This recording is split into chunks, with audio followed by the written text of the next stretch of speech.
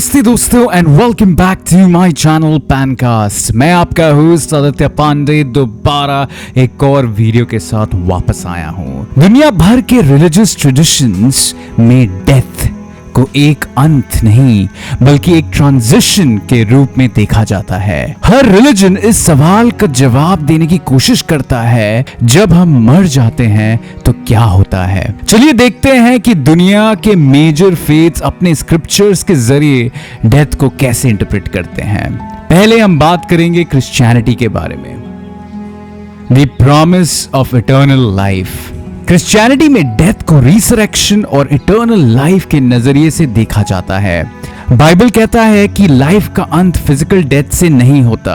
New testament खासकर Saint Paul की writings ये सिखाता है कि जीसस क्राइस्ट के रिसरेक्शन के थ्रू बिलीवर्स को इटर्नल लाइफ का प्रॉमिस मिलता है।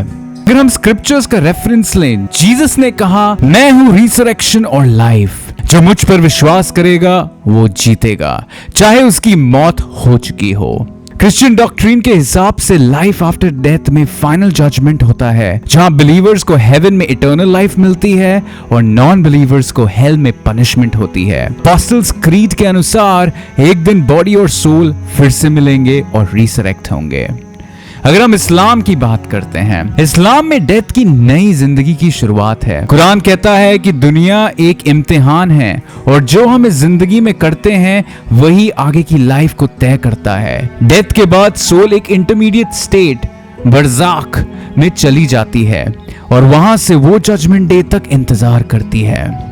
रिसरेक्शन पर सबके डीड्स का हिसाब लिया जाएगा और अल्लाह डिसाइड करेंगे जन्नत या जहन्नुम कहां जाना है। हिंदुइज्म कहता है कि डेथ एक अंत नहीं है बल्कि एक नए जन्म का आरंभ है। इस बिलीफ को संसारा कहते हैं, जो एक कंटिन्यूस साइकिल है बर्थ, डेथ और रीबर्थ का। इस साइकिल का मेन प्रिंसिपल है कि जब एक व्यक्ति का फिजिकल बॉडी मर जाता है, उसकी आत्मा यानी सोल अमर होती है और एक नए शरीर में जन्म लेती है। हिंदू स्क्रिप्चर्स जैसे वेदास, उपनिषद और भगवत गीता एक्सप्लेन करते हैं कि आत्मा कभी नहीं मर सकती है और डेथ बस एक स्टेज है जिसमें सोल एक बॉडी को छोड़कर दूसरे में प्रवासित होती है। इस पूरे प्रोसेस को कर्म और धर्म डिसाइड करते हैं।